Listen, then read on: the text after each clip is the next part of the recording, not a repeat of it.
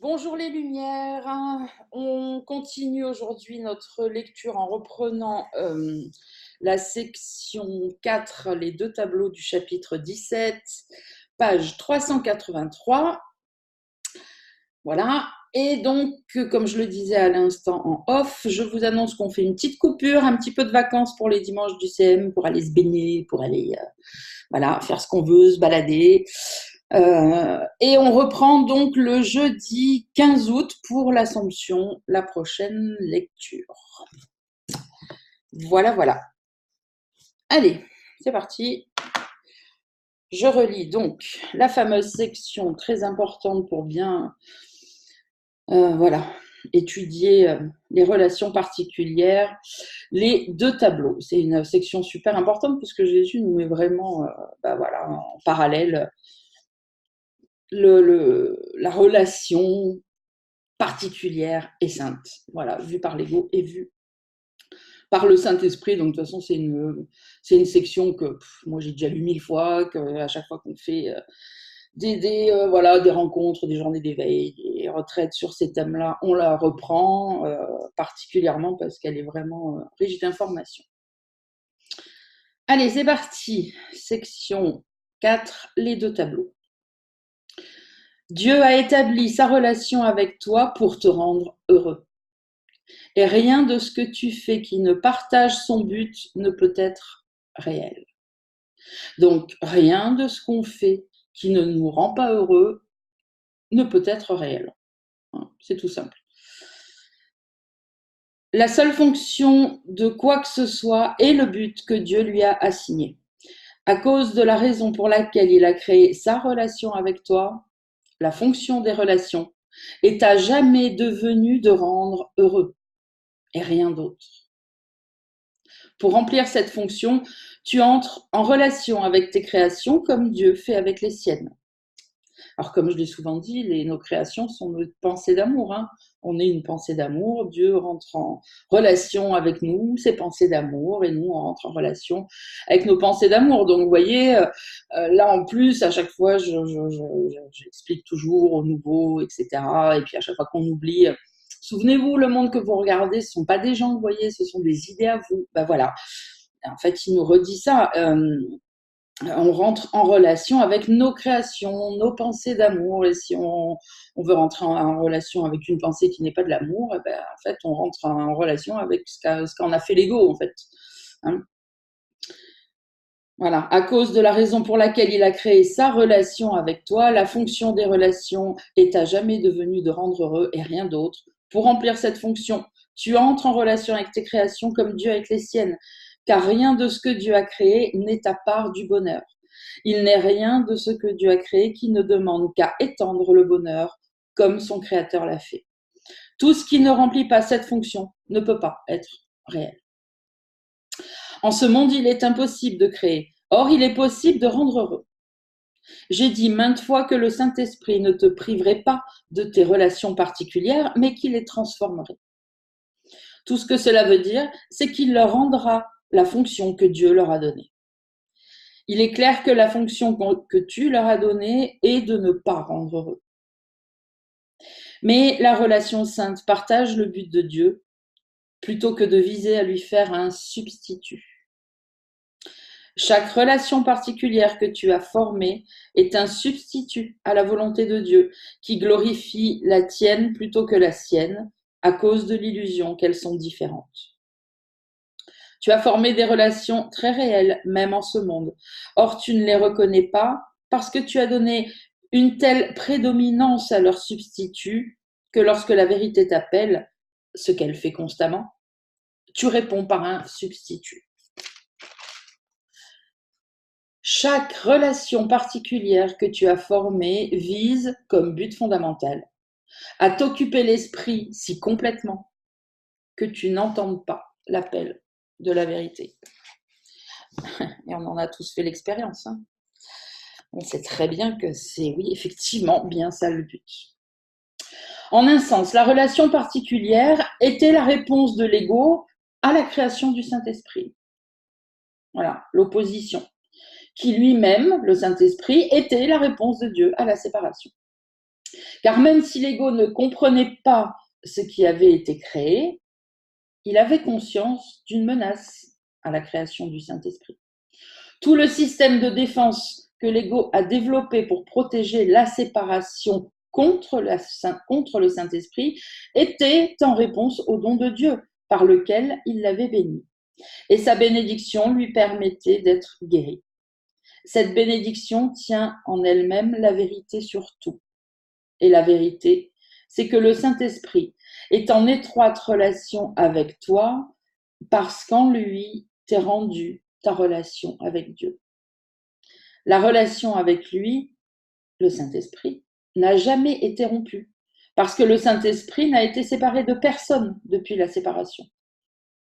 Je fais juste une petite précision là-dessus, peut-être pour certains qui pourraient tomber sur cette vidéo comme ça, un peu par hasard à un moment donné, qui auraient un doute. C'est pas parce que vous n'entendez pas le Saint-Esprit qu'il n'est pas là. Hein. Pour l'entendre, il faut une pratique, il faut apprendre à faire le tri de ses pensées, faire du pardon, commencer à défaire l'ego. Mais c'est pas parce que vous l'entendez pas qu'il n'est pas là. Hein, ne doutez pas de ça. Ne vous dites pas, ah bah il m'a abandonné, il est parti, il reviendra plus tard quand je serai prêt. Non, il est toujours là. C'est juste qu'on l'entend pas. C'est un réglage à faire, en fait. Hein. C'est comme une radio. C'est le son est coupé à ce moment-là parce que le volume est à fond sur l'ego. Mais après, si on rééquilibre. Donc le Saint-Esprit, écoutez bien cette phrase, n'a jamais été séparé de personne depuis la séparation. Jamais. Par lui, toutes les relations saintes ont été soigneusement préservées afin qu'elles remplissent le but de Dieu pour toi. L'ego est toujours à l'affût des menaces et la partie de ton esprit dans laquelle l'ego a été accepté est très anxieuse de préserver sa raison comme elle la voit. Elle ne se rend pas compte qu'elle est totalement insane et tu dois te rendre compte de ce que cela signifie exactement si tu veux être ramené à la santé d'esprit. Ceux qui sont insanes protègent leur système de pensée, mais ils le font d'une façon insane. Et toutes leurs défenses sont aussi insanes que ce qu'elles sont censées protéger. Il n'y a rien dans la séparation, aucune partie, aucune raison, aucun attribut qui ne soit insane. Et sa protection, qui en est une partie, la protection de ce système de défense, et sa protection, qui est aussi une partie, est aussi insane que le tout. Bon, bref, en gros, il y a tout à jeter. La relation particulière qui est sa défense principale, donc, doit être insane. Tu as bien moins de mal maintenant à te rendre compte que le système de pensée que la relation particulière protège n'est qu'un système délirant.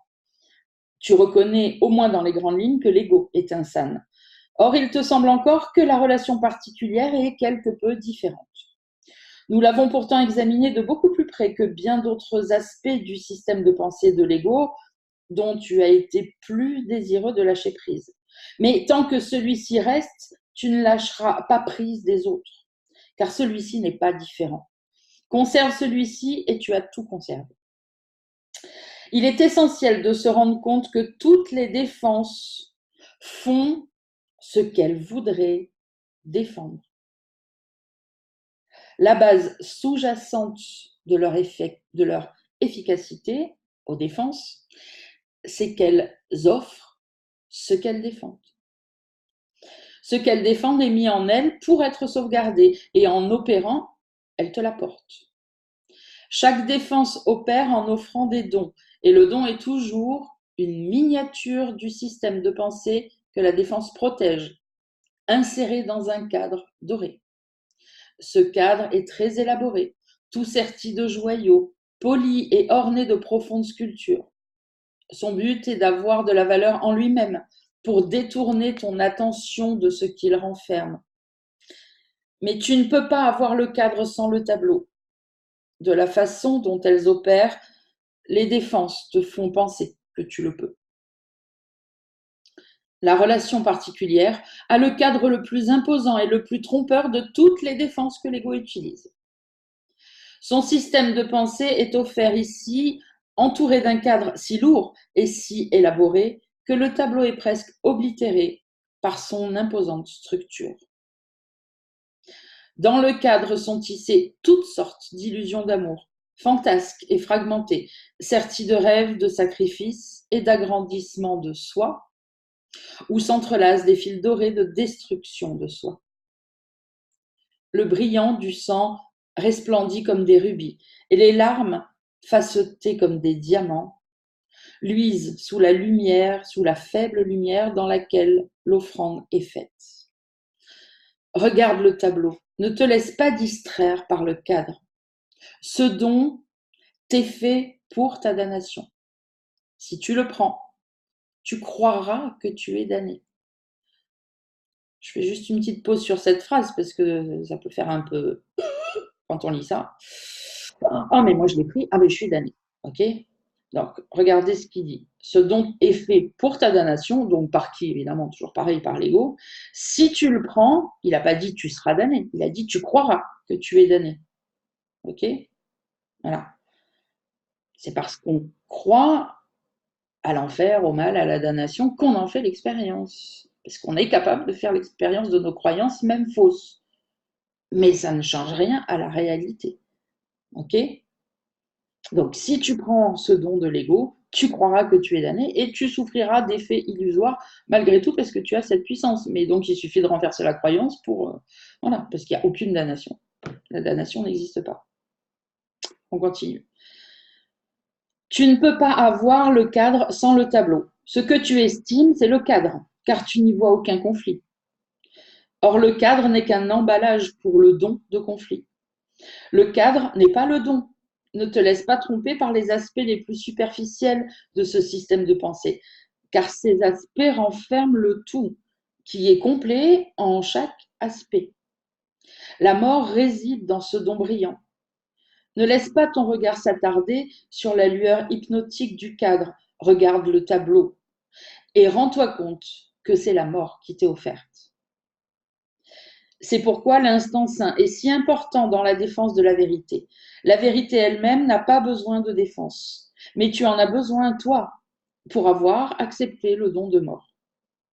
Quand tu acceptes une idée aussi dangereuse pour la vérité, toi qui es la vérité, tu menaces la vérité de destruction. Et ta défense doit maintenant être entreprise pour garder la vérité entière. La puissance du ciel, l'amour de Dieu, les larmes du Christ et la joie de son éternel pur esprit sont tous rassemblés pour te défendre contre ta propre attaque. Car tu les attaques, faisant partie d'eux, et eux doivent te sauver car ils s'aiment eux-mêmes. L'instant saint est une miniature du ciel, à toi, envoyé du ciel. C'est aussi un tableau inséré dans un cadre. Or, si tu acceptes ce don, tu ne verras pas du tout le cadre, parce que ce don ne peut être accepté que par ton désir de concentrer toute ton attention sur le tableau. L'instant saint est une miniature de l'éternité. C'est un tableau de l'intemporel inséré dans un cadre de temps. Si tu te concentres sur le tableau, tu te rendras compte que c'est seulement le cadre qui t'a fait penser que c'était un tableau. Sans le cadre, tu vois le tableau pour ce qu'il représente. Car de même que le système de pensée de l'ego réside tout entier dans ses dons, de même, le ciel tout entier réside en cet instant saint, emprunté à l'éternité et inséré pour toi dans le temps. 2 dons te sont offerts. Chacun est complet et ne peut être accepté partiellement. Chacun est un tableau de tout ce que tu peux avoir, vu de façon très différente. Tu ne peux pas comparer leurs valeurs en comparant un tableau avec un cadre. Tu dois seulement comparer les tableaux, sinon la comparaison est entièrement insignifiante. Souviens-toi que le don, c'est le tableau, pas le cadre. Et sur cette base seulement, tu es réellement libre de choisir. Regarde les tableaux, tous les deux.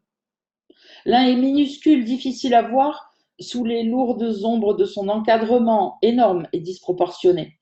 L'autre, au cadre léger, suspendu en pleine lumière, est beau à regarder pour ce qu'il est. Toi qui as tant essayé et qui essayes encore de faire entrer le meilleur tableau dans le mauvais cadre, et ainsi de combiner ce qui ne peut pas être combiné, accepte ceci et réjouis-toi. Ces deux tableaux sont parfaitement encadrés pour ce qu'ils représentent. L'un est encadré pour être flou et ne pas être vu. L'autre est encadré pour une parfaite clarté. Le tableau des ténèbres et de la mort devient de moins en moins convaincant au fur et à mesure que tu le cherches parmi tout cet emballage. Chaque fois que l'une de ces pierres insensées qui, du cadre, semblait briller dans les ténèbres, est exposée à la lumière, elle devient terne et sans vie, et elle cesse de te distraire du tableau. Et finalement, tu regardes le tableau lui-même et tu vois enfin que sans la protection du cadre, il n'a aucune signification. L'autre tableau est encadré légèrement, car le temps ne saurait contenir l'éternité. Là, il n'y a aucune distraction. Le tableau du ciel et de l'éternité devient de plus en plus convaincant au fur et à mesure que tu le regardes.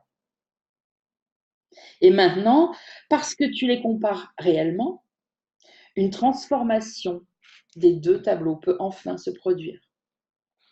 Chacun est mis à sa juste place lorsque les deux sont vus en relation l'un avec l'autre. Le tableau des ténèbres, porté à la lumière, n'est plus perçu comme... Ah, quelqu'un qui a ouvert son micro. Ah, c'est Fabienne qui galère avec ses... Fabienne, referme ton micro. J'arrive même pas à le faire.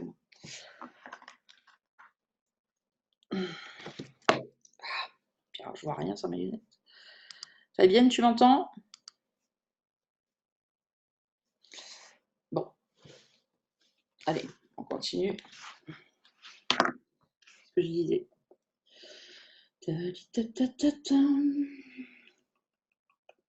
Oui, chacun est mis à sa juste place lorsque les deux tableaux sont vus en relation l'un avec l'autre.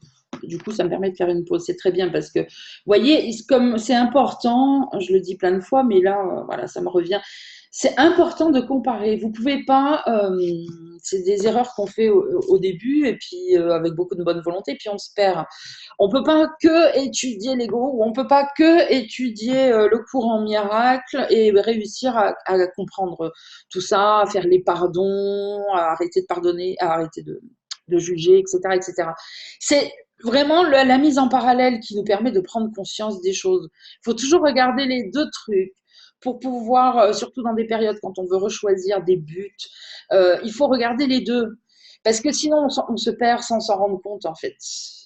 Hein, si on se dit, non, mais moi, de toute façon, il n'y a que le but de la lumière, je vais regarder que la lumière. Mais comme on ne connaît pas la lumière, au bout d'un moment, on va se faire détourner sans le savoir. Donc là, c'est important. Regardez, il nous dit la transformation, voilà, une transformation des deux tableaux peut enfin se produire. Chacun est mis à sa juste place lorsque les deux sont vus en relation l'un avec l'autre. C'est toujours la comparaison, en fait. Et en fait, c'est pareil pour le pardon dans notre quotidien. Hein, à chaque fois que je vous dis, quand vous venez dire, ben, voilà, j'ai telle pensée dans l'esprit ou je ressens tel truc par rapport à telle situation, eh bien, à chaque fois, je vous dis, mais c'est par déduction qu'on trouve l'ego et c'est par déduction qu'on fait le pardon. Parce que quand on est pris comme ça, on ne s'en rend pas compte, on sait plus, de toute façon, on ne peut plus réfléchir, de toute façon, notre réflexion n'a pas de sens au départ. Donc, c'est par déduction, c'est bon, je sens ça, j'ai telle pensée qui me parle de ça, peu importe. Est-ce que ça pourrait venir de la paix totale, de la joie, du Saint-Esprit? Est-ce que c'est le bonheur parfait? Non. Et là, la réponse, elle vient tout de suite, c'est ah ben non. Bon, bah alors si c'est pas ça, c'est l'autre.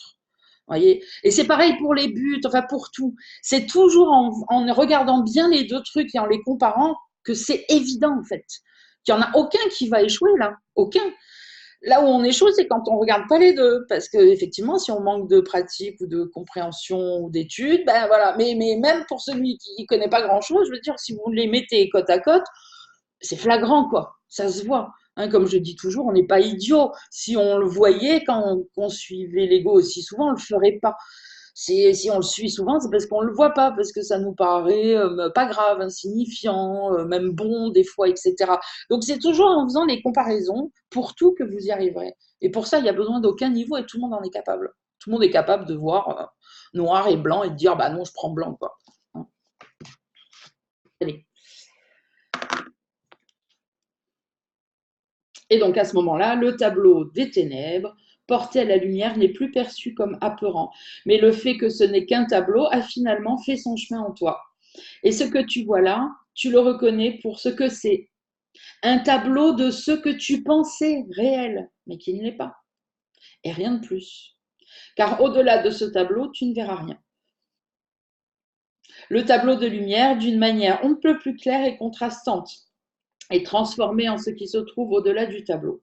En regardant cela, tu te rends compte que ce n'est pas un tableau, mais une réalité. Ce n'est pas la représentation figurée d'un système de pensée, mais c'est la pensée même. Ce qu'il représente est là. Ce qu'il représente est là, maintenant, tout de suite. Et alors le cadre s'efface doucement et Dieu remonte à ta mémoire, t'offrant la création tout entière en échange de ton petit tableau qui est sans aucune valeur et entièrement dépourvu de signification.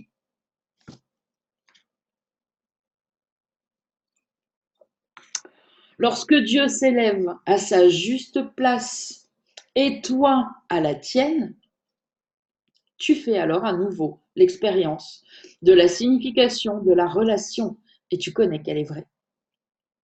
Élevons-nous ensemble en paix vers le Père, en l'élevant, le Père, dans nos esprits.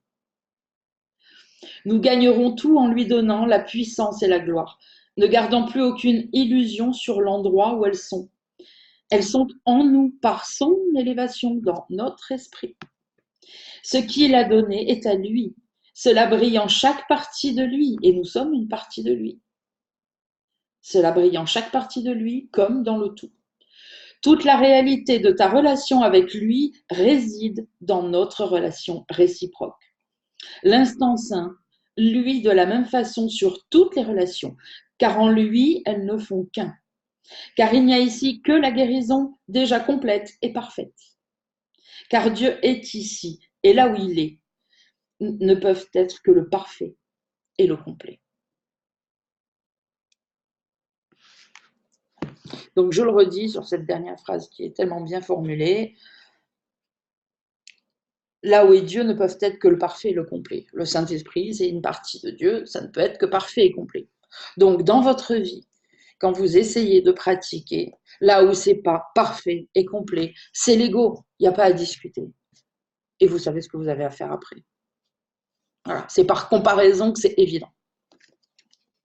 Et que du coup, comme c'est évident, mais ça va pas être compliqué de faire cette pratique en fait. C'est évident. Pourquoi je voudrais une araignée noire alors qu'il y a une colombe blanche qui est là.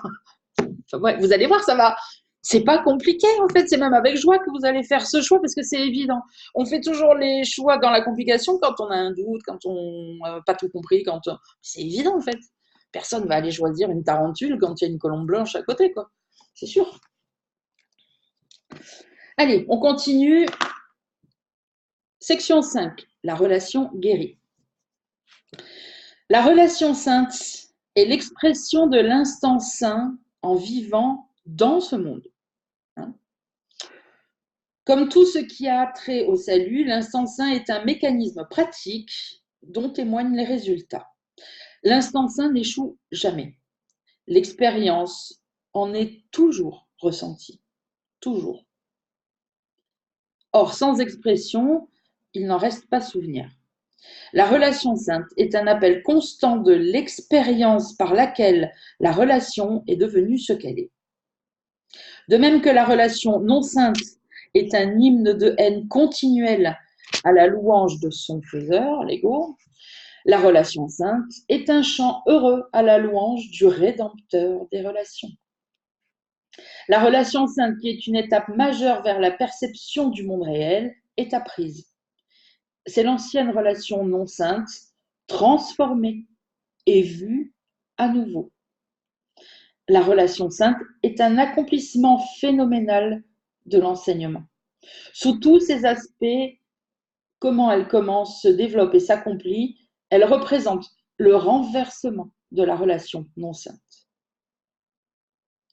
Sois consolé en ceci, la seule phase difficile est le début. Vous pouvez Sois consolé en ceci, la seule phase difficile est le début. Et j'ai envie de dire, on peut l'étendre à tout. Quand on veut commencer à apprendre à stopper le bavardage mental, à pardonner, à faire tous les trucs qu'on essaye de faire, c'est toujours le début qui est difficile. Une fois que c'est lancé, c'est lancé. Car là, le début de la relation est brusquement changé en l'exact opposé de ce qu'il était, le but.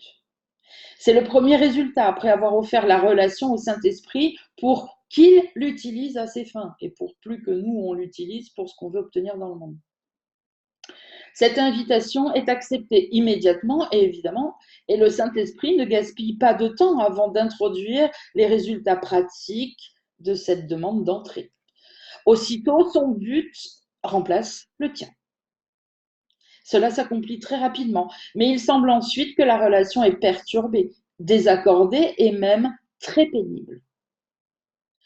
La raison en est très claire, car la relation telle qu'elle est n'est plus conforme à son propre but. Et il est clair qu'elle ne convient pas au but qui a été accepté pour elle.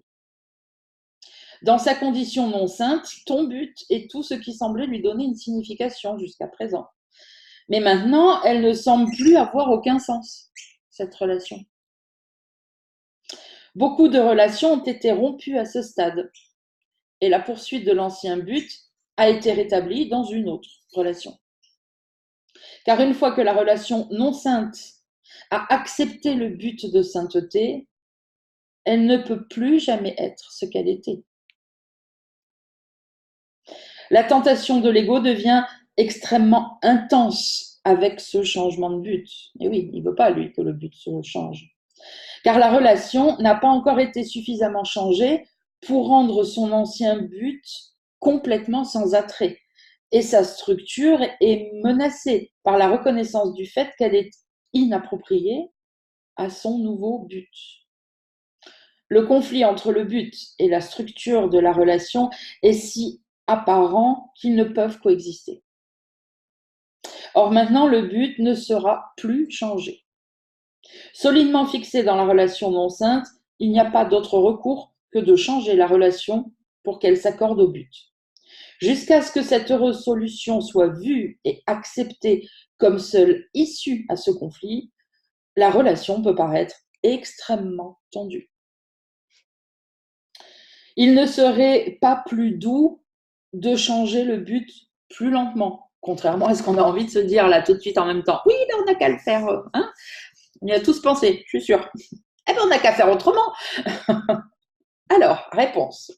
Il ne serait pas plus doux de changer le but plus lentement, car le contraste serait obscurci et l'ego aurait le temps de réinterpréter chaque lente étape comme il l'aimerait, lui. Seul un changement de but radical pourrait induire un changement d'esprit complet sur ce à quoi sert toute la relation. Et encore une fois, j'ai envie de vous dire, là on parle de la relation particulière, mais ça c'est le mode d'emploi pour tous les autres domaines. C'est pareil. C'est d'ailleurs, certains ont dû m'entendre le dire, peut-être pas spécialement depuis la création de ce groupe, mais depuis des années avant. Je disais, mais il est où le changement radical dans ta vie? Tu me dis, je veux l'éveil, je veux le courant miracle, je veux machin, et je te connais depuis des années, et il n'y a pas de changement radical. Tu fais un petit changement là, tiens, le dimanche je fais ça, le lundi matin je fais ça, le machin. Et là, en fait, il est vraiment en train de nous expliquer, quand on change un but, voilà, même le but de notre vie, si vous voulez conserver votre vie d'avant, enfin, c'est normal en même temps, c'est ce que nous apprennent les religions. Ils nous disent, vas-y, fais ta life comme d'hab, et puis juste, maintenant, tu vas faire des trucs, tel jour à telle heure, tel machin. Non, mais si on veut changer le but, c'est un changement radical. Et tant qu'on essaye de garder notre ancienne vie, notre ancien but, tout en se faisant croire à soi-même qu'on veut un nouveau but, c'est là qu'on passe des moments très difficiles. Ça peut durer des semaines, des mois, voire des années. À un moment donné, il faut se décider. C'est où je mets une paire de baskets ou je mets une paire de talons aiguilles. Mais les deux en même temps, ça va faire boiter.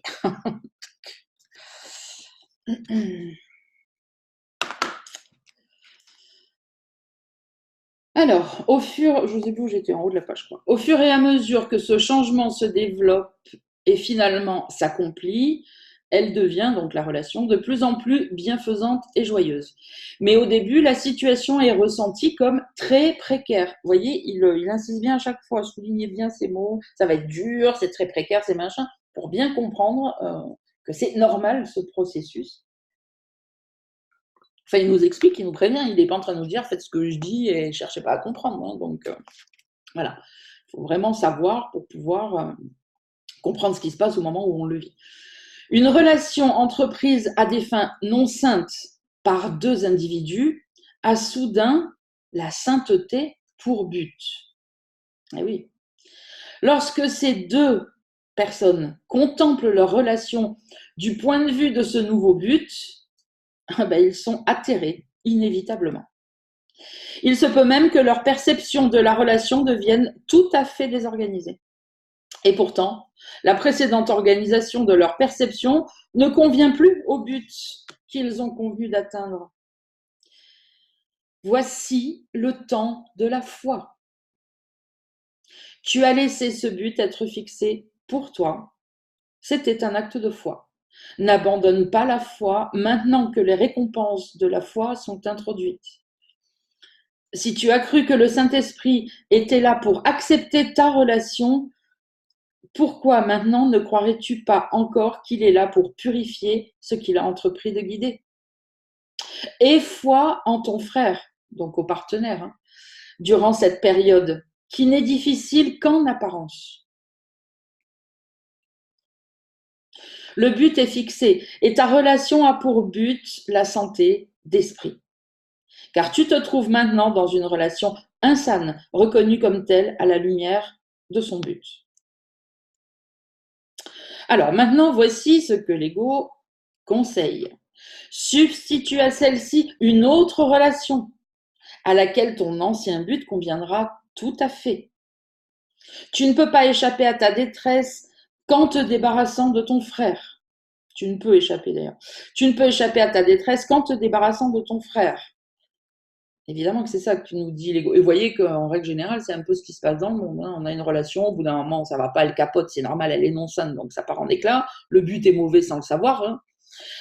Et l'ego, au bout d'un moment, nous dit ouais, c'est bon, dégage-le, celui-là ou celle-là, vas-y, choisis-en un autre. Alors là, imaginez quand on veut transformer une relation non sainte en relation sainte, c'est sûr que. Voilà, donc je refais une pause là-dessus, comprenez bien, hein, là, c'est pas le Saint-Esprit qui nous parle en nous disant ce qu'on doit faire, hein, c'est bien l'ego, voilà, il nous dit ce qui va se passer, ce que l'ego va nous dire, nous envoyer en pensée, en émotion, machin. Donc je reprends le paragraphe 7. Maintenant, à ce stade-là, la volonté de changer de but, l'ego te conseille ceci, substitue à cette relation une autre relation à laquelle ton ancien but conviendra tout à fait. Tu ne peux échapper à ta détresse actuelle qu'en te débarrassant de ton frère. Encore une fois, c'est lui le coupable, c'est pas nous. Vous n'avez pas besoin de vous quitter entièrement d'ailleurs, et si ce n'est pas ce que tu choisis, mais tu dois exclure ton frère des zones importantes de fantasmes pour sauver ta santé d'esprit. Et regardez comme c'est le truc qu'on a tous fait ça aussi à un moment donné. Oui, alors on va se séparer, mais on continue à se voir quand même un peu. Bon, là, je parle pas forcément de transformer la relation, mais je veux dire, voilà, quand on dit oui, mais je l'aime encore, non, mais il est mauvais, mais je vais le quitter, mais allez, on va quand même passer un week-end par-ci par-là, c'est, enfin, je sais pas vous, mais moi, je vois défiler mon ancienne vie avec mon ancienne logique où tu te dis ouais, je vais y arriver, mais bien sûr que non, tu n'y arriveras pas. Le truc est tordu à l'avance, quoi. Voilà, tu dois exclure ton frère, évidemment, c'est toi, c'est lui le problème, et c'est pas toi. Et après, il nous dit, vous n'avez pas besoin de vous quitter entièrement si ce n'est pas ce que tu choisis. Non, reste un peu tiède, c'est bien d'être tiède, hein, c'est sympa d'être tiède.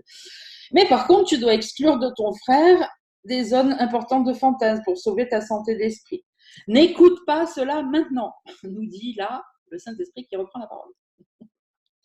Aie foi en celui qui t'a répondu à ton désir de transformer ta relation. Il a entendu. N'a-t-il pas été très explicite dans sa réponse? Tu n'es pas maintenant entièrement insane. Peux-tu nier qu'il t'a donné une réponse très explicite?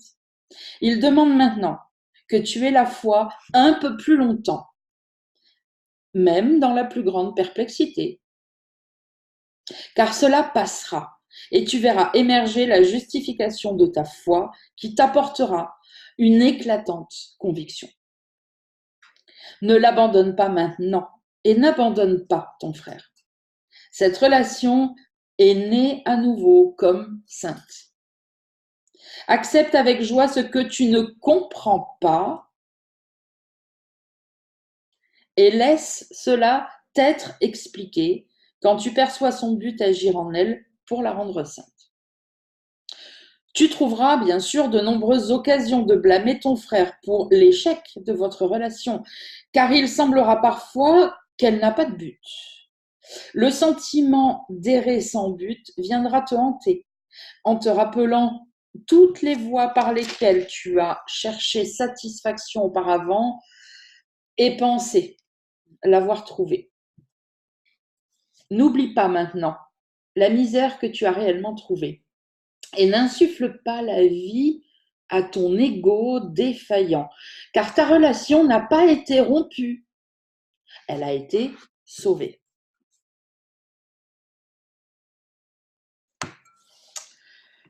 Bon, vous avez bien compris que quand même pour faire ça, il faut être deux en accord. Hein.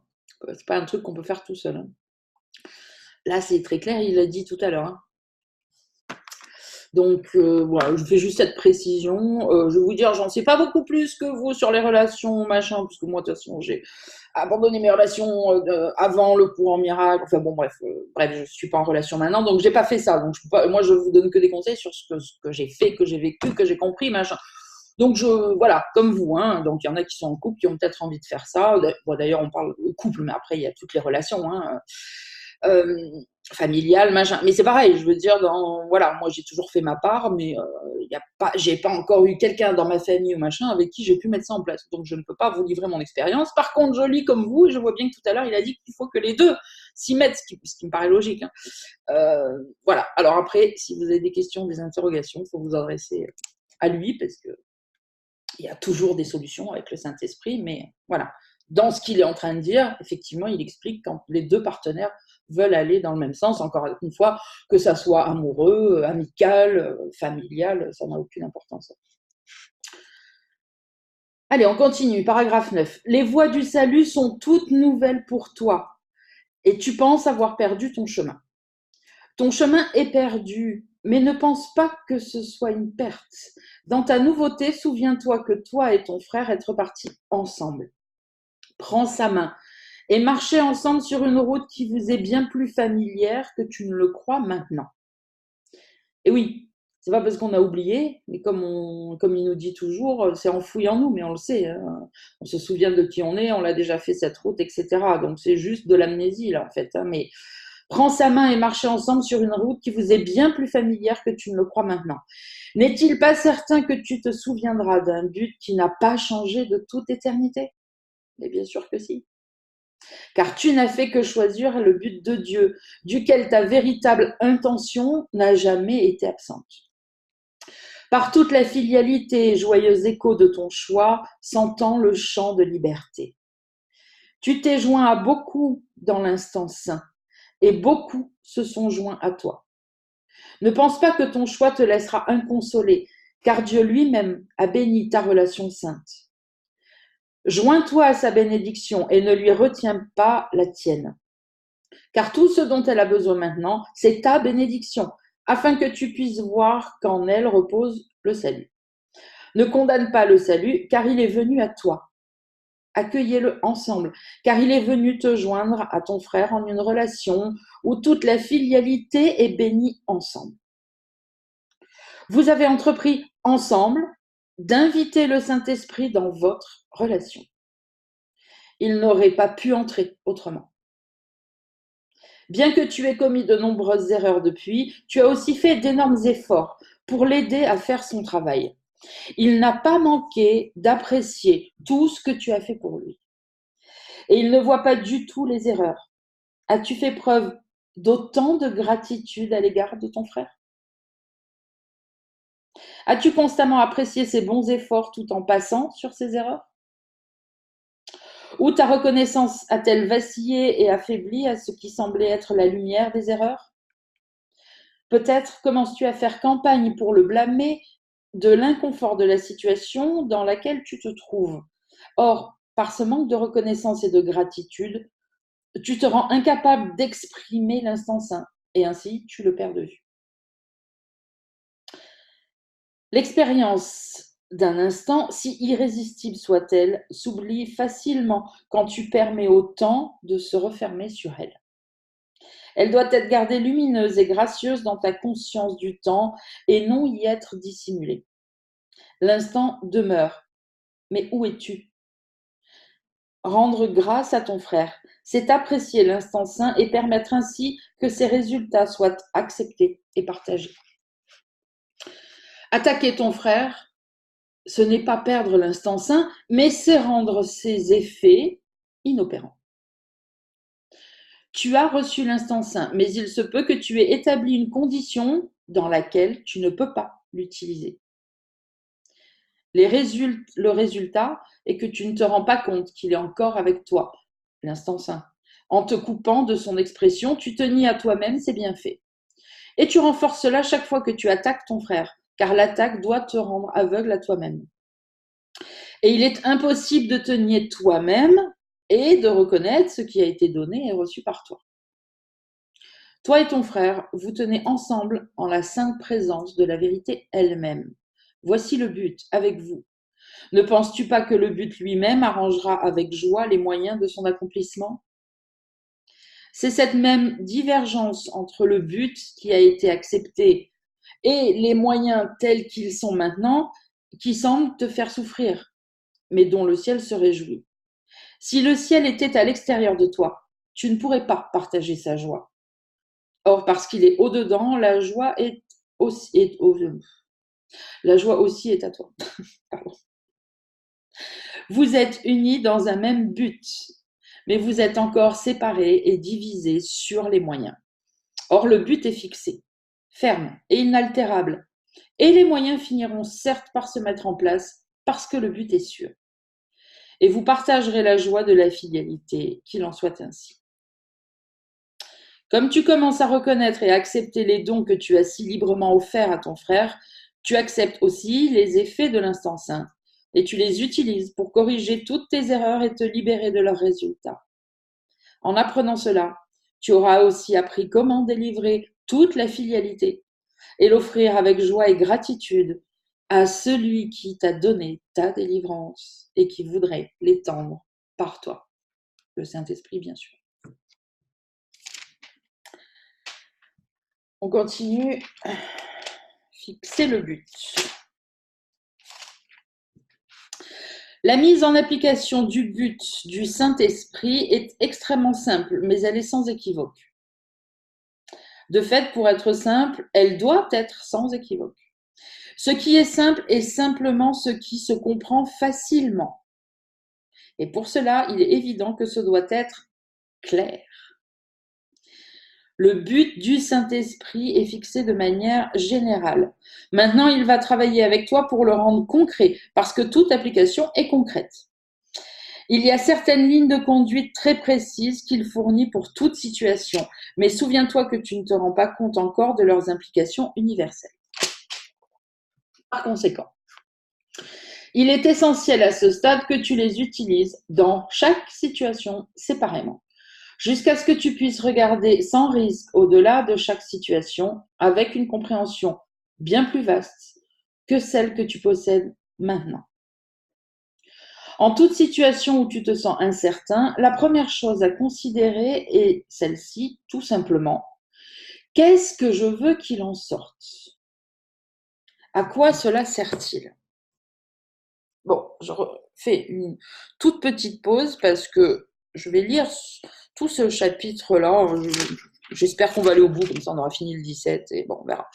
On reprendra au 18. Mais Je fais pas tellement de pauses parce que vous voyez que c'est vraiment un manuel pour transformer les relations saintes. Et comme vous avez vu, comme je fais depuis toujours, pour bien comprendre, il faut avoir une situation précise, un exemple et prendre étape par étape.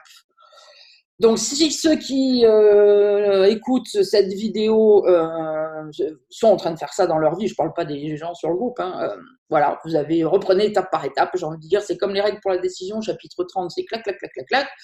Là, j'ai pas spécialement d'exemple à donner, j'ai pas l'impression qu'il y ait quelqu'un vraiment pour l'instant dans le groupe qui soit vraiment en train de faire ça, donc si un jour il y a quelqu'un, ben, on le refera ensemble plein de fois et on en fera peut-être des vidéos, voilà. Donc, mais voilà, je vais le lire et après, ça sera à chacun de le reprendre en fonction de ce qu'il veut faire. Maintenant, comme je l'ai dit tout à l'heure, et là je le redis, c'est important, ça peut s'appliquer à tout le reste. Parce que là, quand il nous dit, d'ailleurs moi je l'avais stabiloté cette phrase, je vous invite à le faire, qu'est-ce que je veux qu'il en... Oh, qu'est-ce que je veux qu'il en sorte? Ouais, c'est pas français. Bon, bref. À quoi cela sert-il, par exemple? Ça, c'est pareil. C'est ce qu'on peut faire avec le pardon. C'est ce qu'on peut faire avec le changement de vie professionnelle, avec tout, vous avez compris. C'est pareil, c'est les mêmes étapes, en fait. Hein, et ça, c'est quand même un peu plus présent sur le groupe, etc. Donc, je le lis assez rapidement, mais souvenez-vous de ce chapitre, allez-y, et notez-vous ça, parce que vraiment, ça va, c'est simple, comme il le dit. En toute situation où tu te sens incertain, la première chose à considérer est celle-ci, tout simplement. Qu'est-ce que je veux qu'il en sorte? À quoi ça sert? Quand vous avez un choix à faire dans votre vie, vous savez pas, ou vous savez plus, parce que 5 minutes avant, vous avez envie de faire un choix, 5 minutes après un autre choix, peu importe, n'importe quoi, faire un voyage, faire n'importe quoi, et que ça devient brrr, et que ça fait mal au bout d'un moment parce qu'on se dit putain mais je vais devenir folle quoi, je sais plus, je ne sais plus, je ne sais pas quoi choisir, j'ai beau faire des pardons, je ne sais plus, et ben voilà, ça éclaircit. Mais qu'est-ce que je veux? Pourquoi je voudrais faire ça ou plutôt ça? Qu'est-ce que je voudrais qu'il en sorte? Moi c'est un truc que je fais souvent quand je suis dans la ville, j'allais dire. Oui mais oui, quand je sors de chez moi. Je vais dans le monde de l'ego et que des fois, eh ben, comme je l'ai raconté sur des expériences qu'il y a sur le groupe là, mais je ne sais plus comment s'appelle cette section, ça fait longtemps que j'ai pas mis un truc là, mes expériences, mais bon, je sais plus. Où il y en a une, je l'ai raconté à la pharmacie, au supermarché, au cinéma, je sais pas quoi, machin. Voilà, quand il y a des trucs comme ça, des situations, et que je suis obligée d'être en interaction avec les gens, parce que ça me concerne, et que je veux me souvenir, je vais en profiter pour retourner, pour pardonner, pour voilà. Si je me dis pas à ce moment-là, qu'est-ce que je veux qu'il en sorte, c'est mort. C'est mort, parce que s'il y a quelqu'un qui commence à venir, machin, au début, c'est ouais, non, mais c'est bon, je vais pardonner, je reste zen, reste zen, reste zen. L'ego, il envoie les tentations. Bon, peut-être que vous allez rester zen jusqu'au bout. Je veux dire, on sait pas jusqu'où le truc peut aller. Mais si à un moment, vraiment, ça devient intense, peut-être qu'il y a d'autres personnes qui vont venir, machin. Si vous n'avez pas fixé votre but au départ, c'est mort. À un moment donné, vous allez vous faire, voilà, retourner complètement. Et après, en plus, on le regrette, on se sent coupable et tout machin, mais bon, ça, on s'en fout. Mais surtout, c'est qu'on n'aura pas réussi à aller où on voulait. Donc, ça marche pour tout, ça. Qu'est-ce que je veux? Quand vous êtes dans une situation où vous devez faire des choix, machin, où vous n'avez peut-être pas forcément le temps de demander à quelqu'un, voilà. Qu'est-ce que je veux qu'il en sorte? Pourquoi je veux faire ça dans le monde? Qu'est-ce que je veux qu'il en sorte? C'est quoi mon but? Et vous allez voir que ça va revenir, hein, ça va s'aligner. Hein. La clarification du but a sa place au commencement. Voilà. Car c'est cela qui déterminera le résultat de ce qui sortira de nos actions, de nos choix. Dans la procédure de l'ego, évidemment, c'est inversé. Et oui, vous voyez, c'est pour ça que je suis en train de vous dire, oubliez pas, faites un effort, comme moi je le fais, parce que naturellement, c'est pas ça qu'on fait, évidemment, puisque dans la procédure de l'ego, c'est inversé. C'est la situation qui devient le déterminant du résultat et qui peut être n'importe quoi. Voilà, ça c'est ce qu'on fait toujours. On sort, il se passe des trucs, on vit un truc, voilà. On va au supermarché, il y a une nana qui pète un plomb, on observe, à un moment donné, quelqu'un vient vous parler, enfin voilà, une petite scène pas très grave, mais enfin voilà. Et donc, pendant que ça se passe, on est là, bien souvent on fait les yeux ronds, mais qu'est-ce qui se passe? Je comprends pas, ah, c'est à moi qu'elle parle, il y en a, après un. Et puis quand on rentre, et si on veut le raconter à la personne qui est à la maison, peut-être, ou à la copine, elle va dire, qu'est-ce qui s'est passé? Eh ben, alors écoute, je ne sais pas, j'ai pas tout compris, je suis arrivée, il s'est passé ça, ça, ça, ça, ça, donc on fait le déroulé, Du coup, là, on en est sorti, donc on raconte bien jusqu'au bout. Et une fois qu'on a fini de raconter, on dit donc, la personne est comme ça, donc cette situation est celle-ci, etc., etc., etc. C'est ce qu'il vient de nous dire. C'est la situation qui devient le déterminant du résultat et qui peut être n'importe quel résultat. Comprenez? C'est énorme ça en fait. Parce que forcément, si on raconte, il y a eu une bagarre au supermarché avec le mec, son chien, l'autre chien, après il y a 4 mecs qui sont arrivés, il y a la petite mamie qui est passée, la pauvre elle est tombée, enfin vous voyez, il peut arriver des petits trucs comme ça. Eh bien on va dire, qu'est-ce qui s'est passé? Eh bien, il s'est passé quelque chose de pas bien dans le monde, par exemple. Hein. Je vous le fais simpliste, mais c'est ça, puisque la situation devient le déterminant du résultat qui peut être n'importe quoi. Donc, c'est en observant la scène qu'après, nous, on dit, eh ben, il y avait l'ego qui était là, je sais pas, il y avait des gens qui étaient fous, il y avait machin. Et du coup, eh ben, on devient tous victimes, puisque même moi, si je suis pas rentrée dans la bagarre, je l'ai observé. Déjà, d'une, ça m'a pas fait plaisir, hein, ça fait plaisir à personne. Et puis, c'est pareil, on est victime, donc on observe le monde comme ça, et non. Si vous voulez être le Fils de Dieu, vous souvenir de qui vous êtes, laisser le Saint-Esprit agir, devenir la lumière du monde, guérir le monde, et donc guérir notre esprit commun. Voilà. C'est d'abord, quand je vois qu'il y a une situation qui commence à arriver à moi, vite, je fais un petit check dans ma tête pour me souvenir quel est mon but, machin, où je veux en venir. Je demande tout de suite l'aide du Saint-Esprit. Ça peut aller très vite, hein. Pas besoin de faire une médite de 5 minutes. Hein. Quelques secondes, ça peut être dans la voiture, d'un seul coup, vous voyez, l'autre il vous double, machin, truc. Hop, quel est mon but? Qu'est-ce que je veux qu'il sorte de. Attends, où je suis? Non, mais je veux être la lumière du monde. Moi, je veux exprimer le Saint-Esprit. Je veux surtout pas encore rajouter des trucs que je vais devoir pardonner après, machin, clac. Et là, vous allez voir que quand le but est clair, évidemment que ça ne va pas empêcher l'ego de venir faire de vous envoyer des trucs, des tentations à droite, à gauche. Mais quand le but est clair, il y a une tentation qui va venir, on pourra l'écarter, parce que déjà, on reconnaîtra que c'est une tentation. Parce que quand le but n'est pas clair au départ, on ne reconnaît même pas spécialement que c'est une tentation. On se dit, il se passe un truc, je ne sais pas ce que c'est. Du coup, comment l'écarter? Et ça, en fait, ça me rappelle vraiment la scène finale. Moi, j'ai vu ça là-dedans, donc je vous le dis pour ceux qui veulent.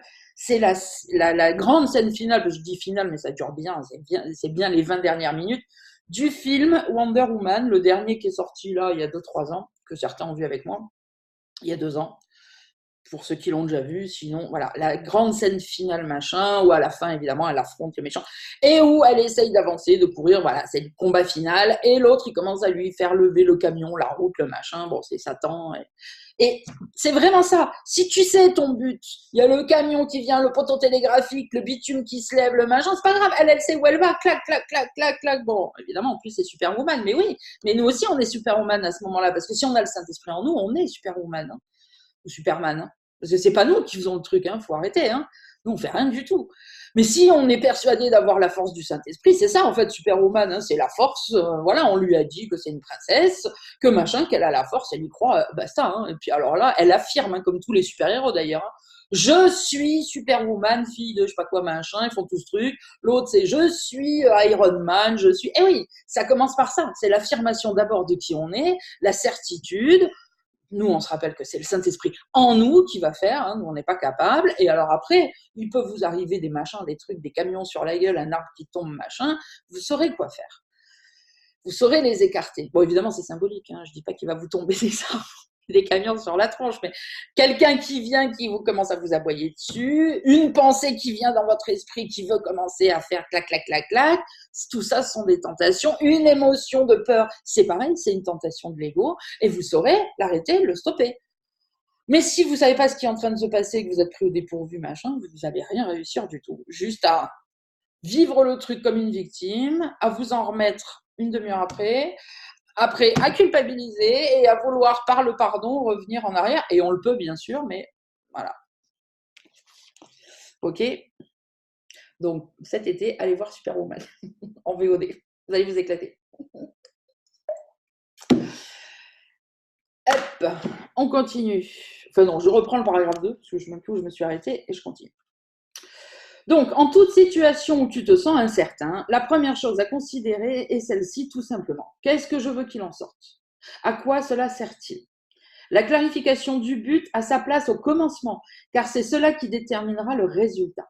Dans la procédure de l'ego, c'est inversé. La situation devient le déterminant du résultat, qui peut être du coup n'importe quoi. La raison de cette approche désorganisée est évidente. L'ego ne sait pas ce qu'il veut qu'il sorte de la situation. Et non, il ne le sait pas. Il est conscient de ce qu'il ne veut pas, oui, du Saint-Esprit, de Dieu, machin, c'est va dire trop Satanas, mais il est conscient seulement de cela, de ce qu'il ne veut pas. Mais par contre, il ne sait pas ce qu'il veut. Donc, vous voyez la différence. Si nous, on sait ce qu'on veut, hein, il n'a aucune chance, zinzin, en face. Voilà. Et pourquoi il n'est pas conscient de ce qu'il ne... Enfin, il est conscient seulement de ce qu'il ne veut pas, ben parce qu'il n'a pas de but positif, évidemment. Du coup, comment? Il ne peut même pas poser un but. Sans un but positif, clair et net et fixé dès le départ, la situation semble simplement arriver. Bon, c'est ce que j'ai dit. Et elle n'a aucun sens jusqu'à ce qu'elle soit déjà passée. Et oui. Ensuite, tu regardes en arrière et tu essaies d'en recoller les morceaux pour comprendre ce qu'elle a bien pu signifier, cette scène au supermarché. Et bien sûr, tu feras erreur. Non seulement ton jugement porte-t-il sur le passé, mais tu n'as aucune idée de ce qui aurait dû arriver. Aucun but n'a été fixé auquel accorder les moyens. Et maintenant, le seul jugement qui reste à poser, c'est de savoir si cela plaît à l'ego ou non. Et à ce moment-là, l'ego, c'est non. Est-ce que ce que j'ai vécu ce matin au supermarché me plaît ou non? C'est ça qu'il est en train de dire. Hein. Est-ce assez acceptable ou cela réclame-t-il une vengeance? L'absence d'un critère pour le résultat fixé à l'avance rend la compréhension douteuse et l'évaluation impossible. L'avantage de décider à l'avance ce que tu veux qu'il arrive dans telle et telle situation, c'est simplement qu'alors tu perçois la situation comme un moyen de faire que cela arrive. Par conséquent, tu fais tous tes efforts pour passer sur ce qui interfère avec l'accomplissement de ton objectif. Voilà, les arbres, les camions, les machins, les pensées, les sentiments de peur. Et tu te concentres sur tout ce qui t'aide à l'atteindre. Le souvenir de la vérité, le calme, etc., etc., etc. Il est à noter que cette méthode t'a rapproché du tri que fait le Saint-Esprit du vrai et du faux. Et oui, parce que là, sans vous en rendre compte, vous êtes déjà en train de trier vos pensées. En fait, ça se fait automatiquement. Le vrai devient ce qui peut être utilisé pour atteindre le but, et le faux devient ce qui est inutile à ce point de vue. Vous voyez qu'encore une fois, il n'est pas en train de nous dire ce qui est bon, ce qui n'est pas bon. Il nous dit ce qui est utile et ce qui n'est pas utile. C'est tout. Quand on a un but, voilà.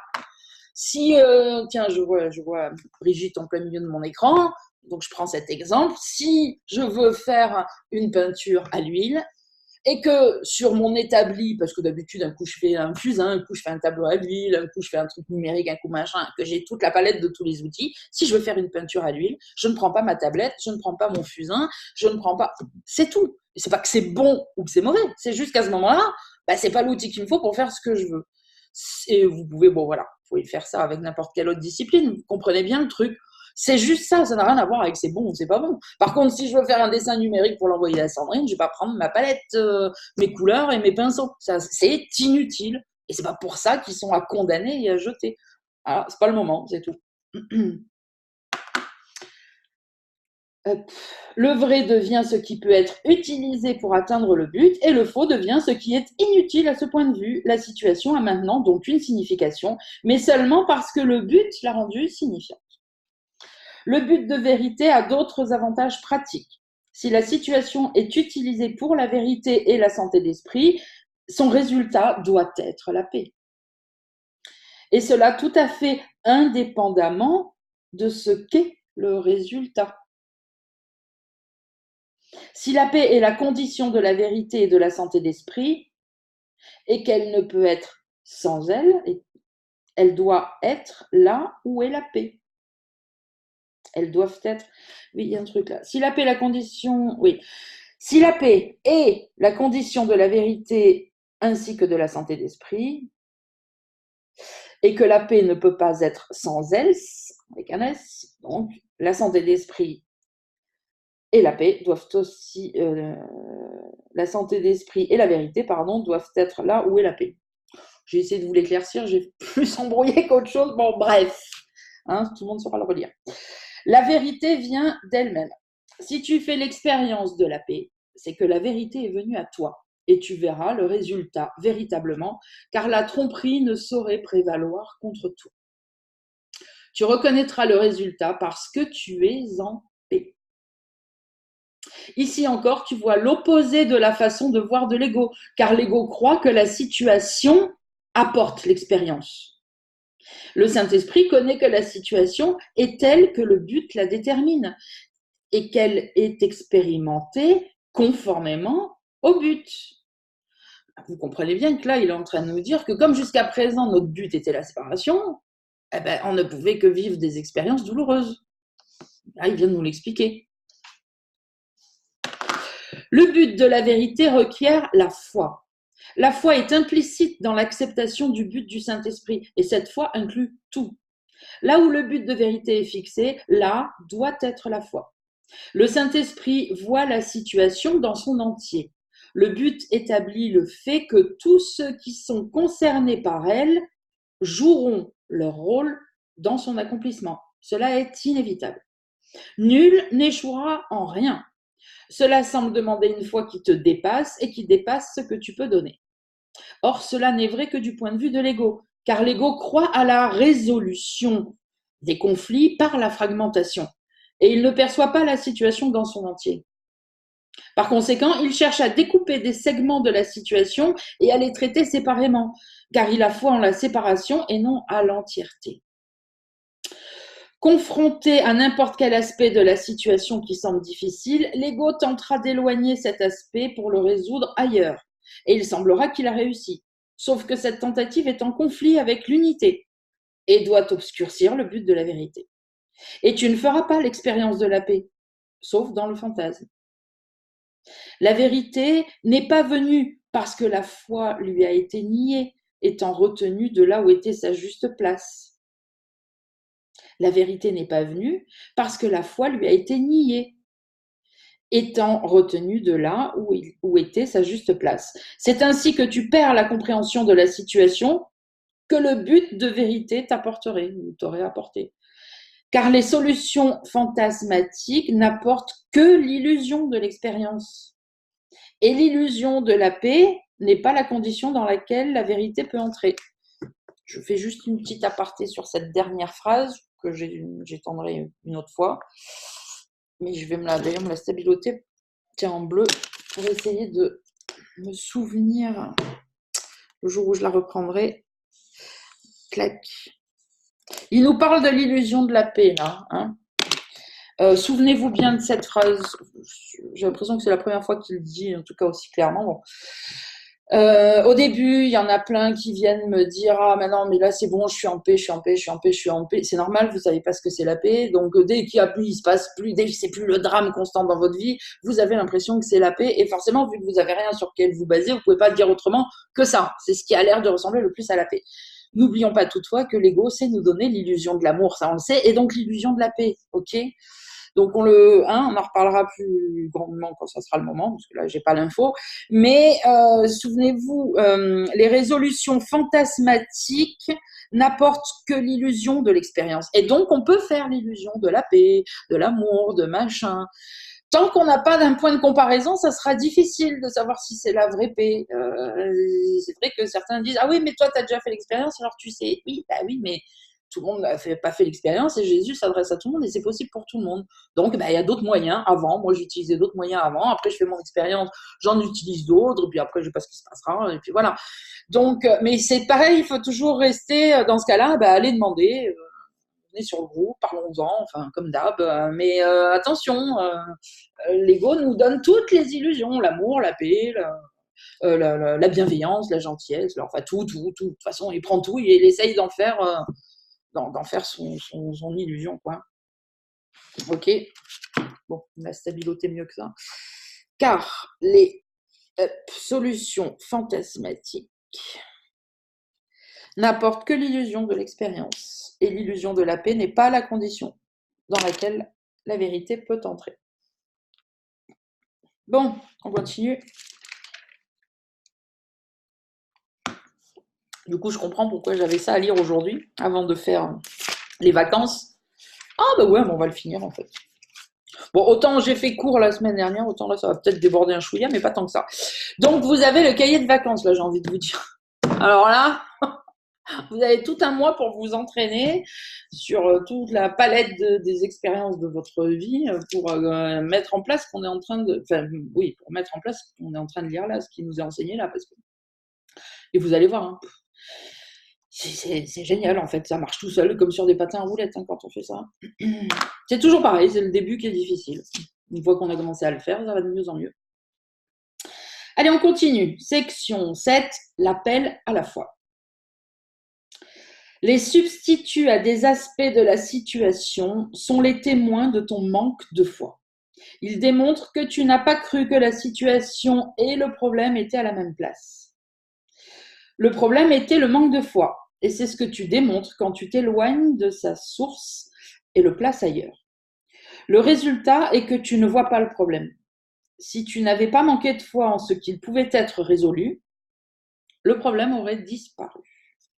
Et la situation aurait eu une signification pour toi, parce que l'interférence sur le chemin de la compréhension aurait été enlevée. Éloigner le problème et le mettre ailleurs, c'est le garder, car tu t'éloignes de lui et le rends insoluble. Il n'est pas de problème en n'importe quelle situation que la foi ne sache résoudre. En jaune fluo, celle-là. Hein ?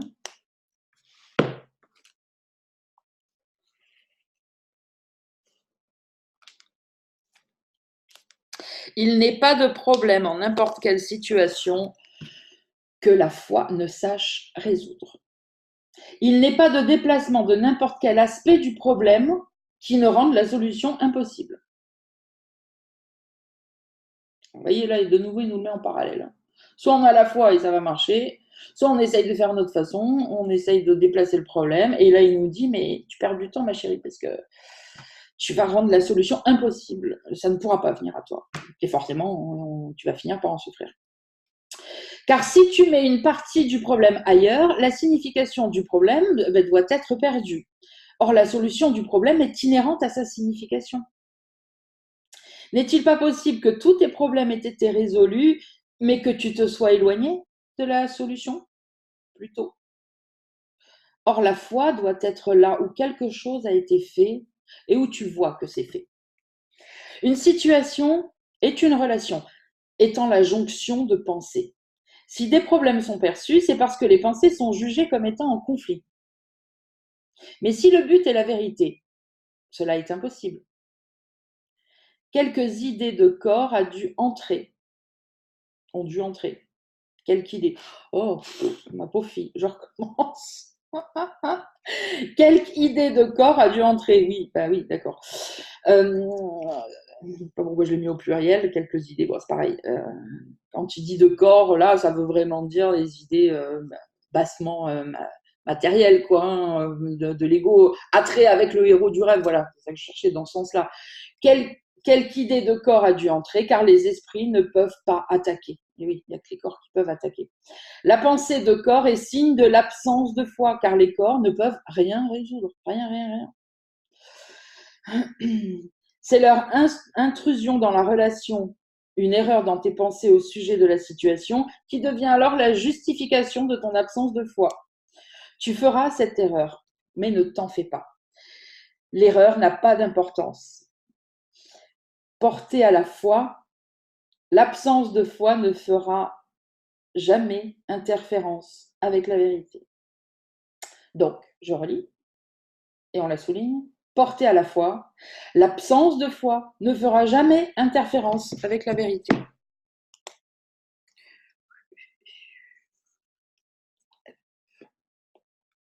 Mais l'absence de foi utilisée contre la vérité détruira toujours la foi.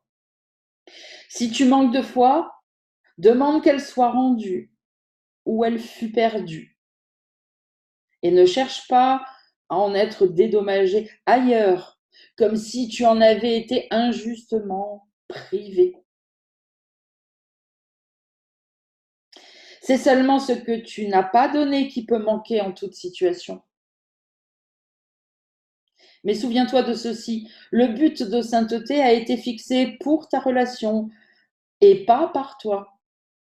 Ce n'est pas toi qui l'as fixé, parce que la sainteté ne peut être vue qu'avec les yeux de la foi.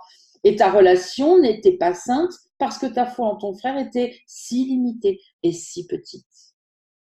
Ta foi doit grandir pour atteindre le but qui a été fixé. La réalité du but appellera cela, car tu verras que la paix et la foi ne viendront pas séparément. Dans quelle situation peux-tu être sans foi tout en gardant foi en ton frère? Chaque situation dans laquelle tu te trouves n'est rien d'autre qu'un moyen d'atteindre le but fixé pour ta relation. Voici quelque chose d'autre et tu es sans foi. N'utilise pas ton absence de foi, laisse-la entrer et regarde-la calmement, mais ne l'utilise pas. L'absence de foi est le serviteur de l'illusion et elle est entièrement fidèle à son maître. Utilise-la et elle te portera droit à l'illusion. Ne sois pas tenté par ce qu'elle t'offre. Cela interfère non pas avec le but, mais avec la valeur que le but a pour toi. N'accepte pas l'illusion de paix qu'elle offre, mais regarde son offrande et reconnais que c'est une illusion. Le but d'illusion est aussi étroitement lié à l'absence de foi que la foi l'est et liée étroitement à la vérité. Si tu manques de foi en ce que chacun remplira son rôle, et le remplira parfaitement, dans toute situation vouée d'avance à la vérité, c'est que ton dévouement est divisé. Ainsi, tu n'as pas eu foi en ton frère et tu utilises ton absence de foi contre lui. Aucune relation n'est sainte à moins que sa sainteté ne l'accompagne partout. Comme la sainteté et la foi vont de pair, la foi aussi doit l'accompagner partout. La réalité du but appellera et accomplira chaque miracle nécessaire à sa réalisation. Il n'est rien de trop petit, ni de trop énorme, de trop faible, ni de trop irrésistible, qui ne soit doucement tourné à son service et vers son but.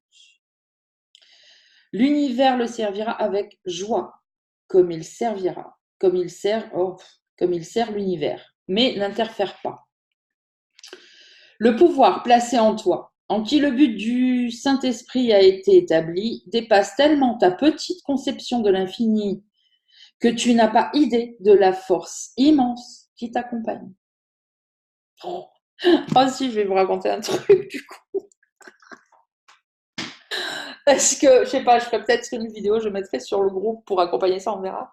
Parce que ça fait 4 jours que je suis pétée de rire du matin au soir toute seule. Parce que le Saint-Esprit m'a joué un petit tour. Et c'est ça, c'est pour prendre conscience de ça, c'est génial. Bon, j'essaie de vous le faire bref.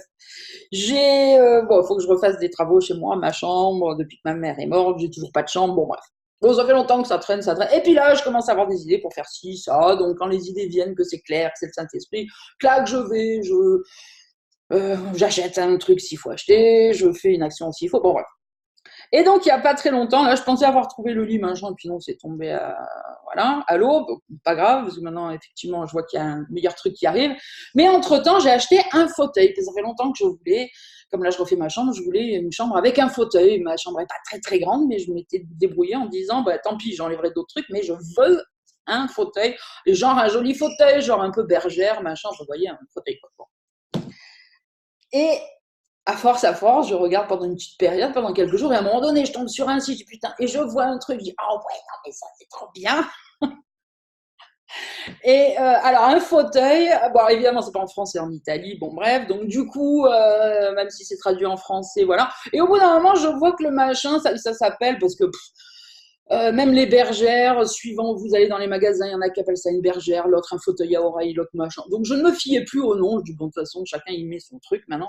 Et je vois le fauteuil en question, il me plaît parce qu'il est comme une bergère, mais avec un dossier très haut, mais vraiment très haut, et ils appellent ça fauteuil trône. J'ai dit, ah bah oui, c'est logique, le truc est très haut, très bien. Alors évidemment, je le prends comme je veux, capitonné, blanc, en velours, tout le monde me dit c'est salissant, je m'en fous, c'est ça que je veux. Bon, bref.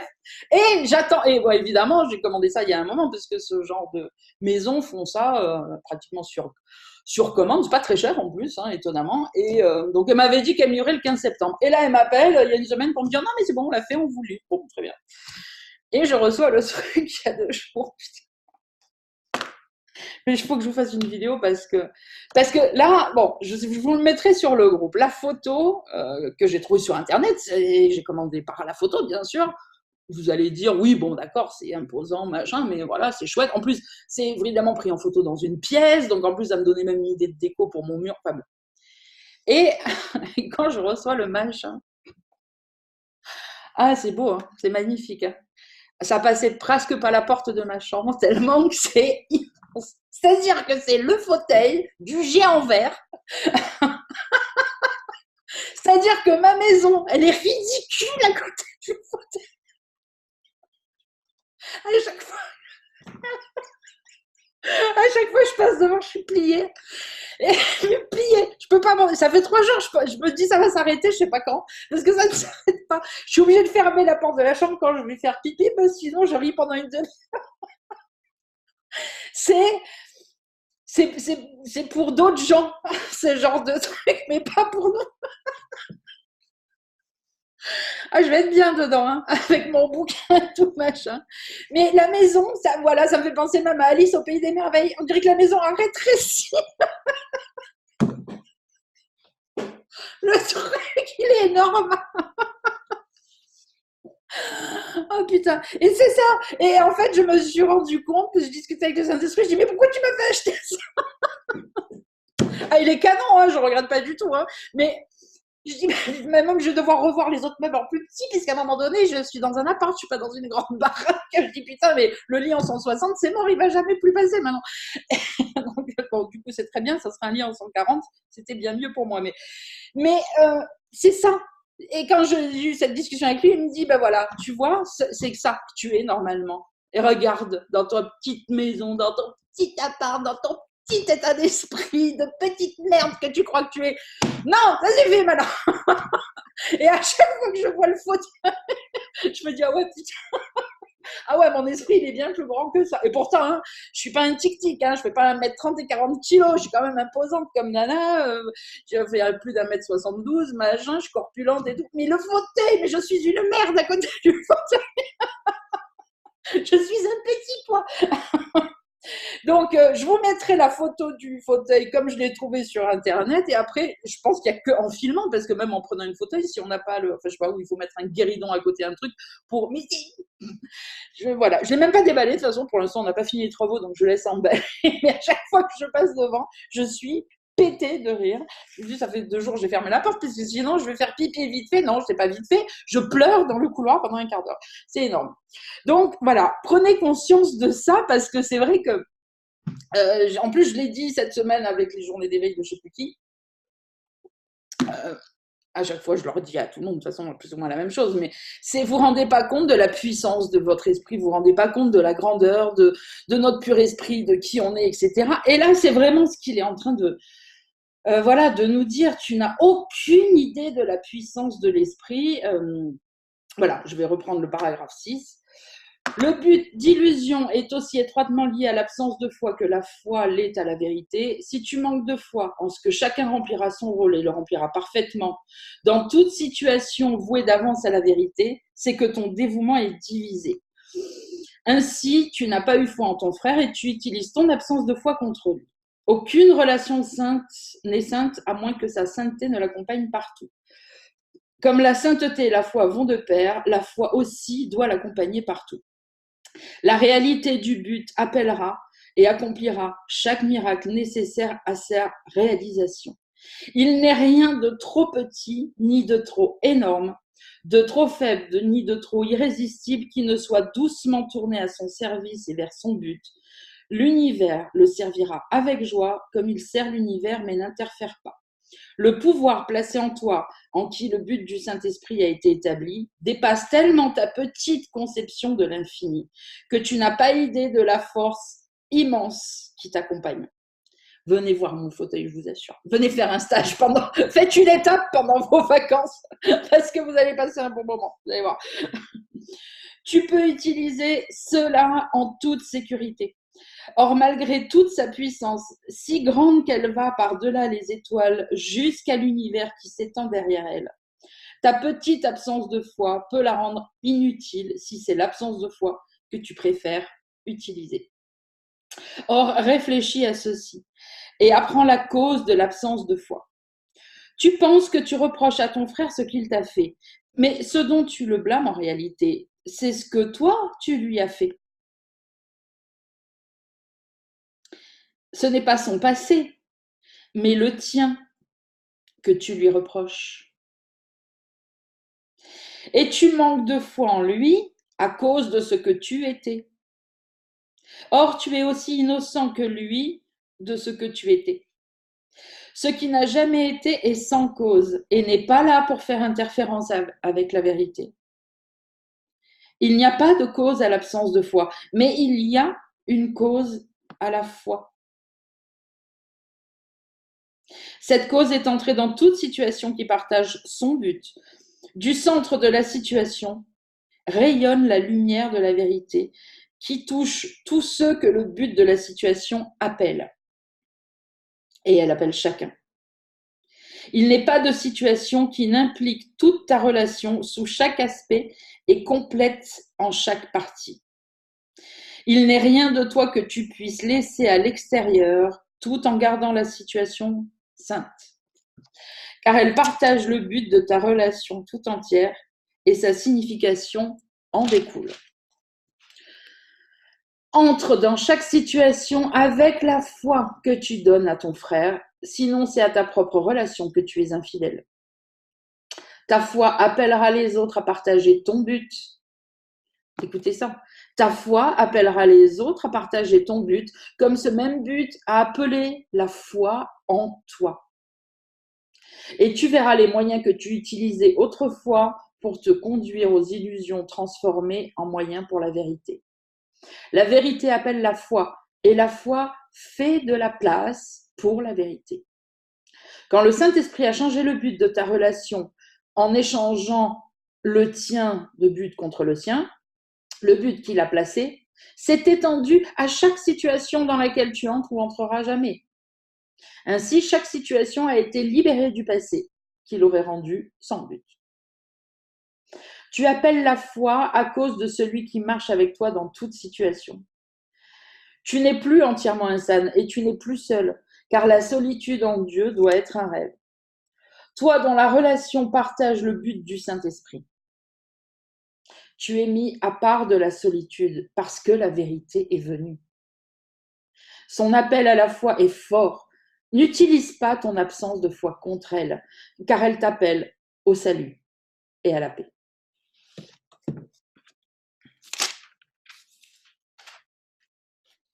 Allez, on termine avec la dernière section.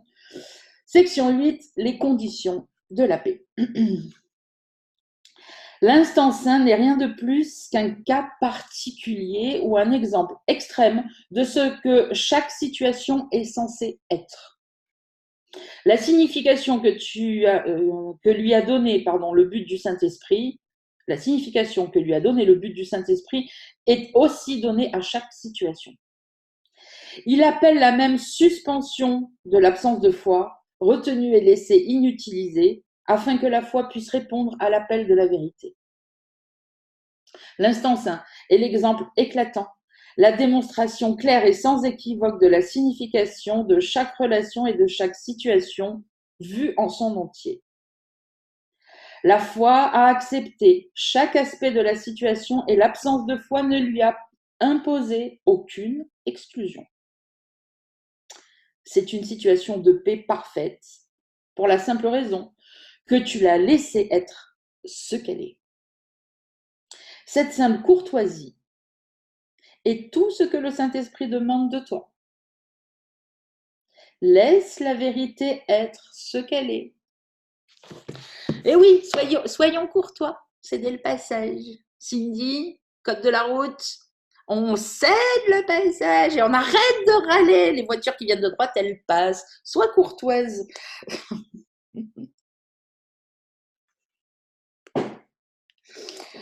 Laisse la vérité être ce qu'elle est. N'y fais pas intrusion, ne l'attaque pas, n'interromps pas sa venue. Laisse-la embrasser chaque situation et t'apporter la paix. Pas même la foi ne t'est demandée, car la vérité ne demande rien. Laisse-la entrer et elle appellera et t'assurera la foi dont tu as besoin pour la paix. Mais ne t'élève pas contre elle, car elle ne peut venir si tu t'y opposes. N'aimerais-tu pas faire un instant saint de chaque situation? Car tel est le don de la foi, librement donné, partout où l'absence de foi est mise de côté et inutilisée. Et alors le pouvoir du but du Saint-Esprit est libre d'être utilisé à la place. Vous voyez, quand je vous dis qu'il faut arrêter de penser, c'est ça. Arrêtez d'avoir des opinions sur tout et sur rien tout le temps, clac, clac, clac, clac. Ah, machin truc, ah non, mais ça là, oh non, mais lui, qu'est-ce qu'il fait? C'est ça les oppositions dont il parle. Comment voulez-vous que le Saint-Esprit agisse? C'est plein de pia, pia, pia, pia. Comme dirait l'autre, pia, pia, pia, pia, pia, pia, pia dans ton corps. Non, ben pas pia, pia. Voilà, tais-toi. Fais le silence à l'intérieur. Arrête de perdre ton énergie. À la fin de la journée, t'es crevé, tu m'étonnes. À faire gna gna gna gna gna, tais-toi. Laisse le monde vivre de lui-même, laisse les autres résoudre leurs trucs, occupe-toi de ton esprit, arrête d'avoir une opinion sur tout, agis quand on te demande. Si d'un seul coup on se retourne, on dit « Sandrine, t'as quelque chose à dire ?» Bon ben là, tu réfléchis, tu te concentres avec le Saint-Esprit, machin. Mais arrête de couper la parole à tout le monde et d'aller tout le temps dire « Oui, mais moi je sais mieux, mais moi machin, mais moi truc. » Comment voulez-vous que le Saint-Esprit passe dans votre esprit? C'est pas possible. Donc, on arrête de penser à tous ces trucs-là. Vous voulez penser à un truc? Oui, quand je dis arrêter de penser, ça ne veut pas dire débrancher le cerveau. Arrête de penser au monde. Vous voulez penser à un truc, et ben, restez comme ça, dans un état un peu second, là. Pensez à la vérité, au courant miracle, j'en sais rien, la leçon d'il y a 2 jours qui vous revient en tête, voilà. Mais arrêtez de penser tout le temps, tout le temps, tout le temps, d'avoir des opinions sur tout, tout le temps, tout le temps, tout le temps. Le Saint-Esprit ne peut pas passer. Et là, c'est ce qu'il est en train de dire. Arrêtez de faire obstruction. Ce pouvoir transforme instantanément toutes les situations en un seul moyen, sûr et continu d'établir son but et d'en démontrer la réalité. Ce qui a été démontré, appelé la foi, et la foi lui a été donnée. Maintenant, cela devient un fait auquel il n'est plus possible de retenir la foi. Et oui. L'effort de refuser la foi à la vérité est énorme, bien plus grand que tu n'imagines. Oui, c'est ce que je vous dis, on est crevé à la fin. Mais de répondre à la vérité par la foi n'entraîne pas du tout d'effort, c'est un plaisir. Pour toi qui as reconnu l'appel de ton Rédempteur, l'effort de ne pas répondre à son appel semble être bien plus grand qu'avant. Il n'en est rien. Avant, l'effort était là, mais tu l'attribuais à autre chose, croyant que cette autre chose le produisait. Cela n'a jamais été vrai. Car ce que cette autre chose produisait était le chagrin et la dépression, la maladie et la douleur, les ténèbres et les vagues terreurs de ton imagination, les peurs glacées de tes fantasmes, les rêves brûlants de l'enfer. Et cela n'était que l'effort intolérable de refuser de donner foi à la vérité et d'en voir l'évidente réalité. Telle fut la crucifixion du Fils de Dieu. Son absence de foi lui a fait cela. Réfléchis bien avant de te laisser utiliser ton absence de foi contre lui. Car il est ressuscité et tu as accepté pour tienne la cause de son réveil. Tu as assumé ton rôle dans sa rédemption et tu es maintenant pleinement responsable envers lui. Ne le déçois pas maintenant, car il t'a été donné de te rendre compte de ce que ton manque de foi en lui doit signifier pour toi. Son salut est ton seul but. Ne vois que cela, en chaque situation, et ce sera le moyen de n'apporter que cela. Lorsque tu as accepté la vérité pour but de ta relation, tu es devenu un donneur de paix aussi sûrement que ton père t'a donné la paix. Car le but de paix ne peut pas être accepté indépendamment de ses conditions. Et tu as eu foi en lui car nul n'accepte ce qu'il ne croit pas réel. Ton but n'a pas changé et il ne changera pas car tu as accepté ce qui ne peut jamais changer. Et maintenant, tu ne peux rien lui retenir de ce dont il a besoin pour être à jamais inchangeable. Ta délivrance est certaine. Donne comme tu as reçu. Et démontre que tu t'es bien élevé, bien au-dessus de toute situation qui pourrait te retenir et te garder séparé de celui dont tu as répondu à l'appel.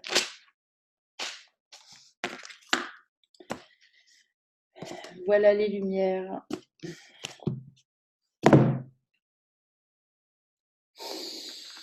Bon, je vous souhaite de bonnes vacances. Mon truc, voilà. Et je vous dis donc au jeudi 15 août, jour de l'Assomption, pour la prochaine lecture. Et en attendant, ces dernières sections-là, hein, vous savez ce qu'il vous reste à faire. Devoir de vacances. Et venez nous raconter toutes vos belles expérimentations sur le groupe. Je vous fais plein de bisous. À plus tard. Prenez soin de votre esprit.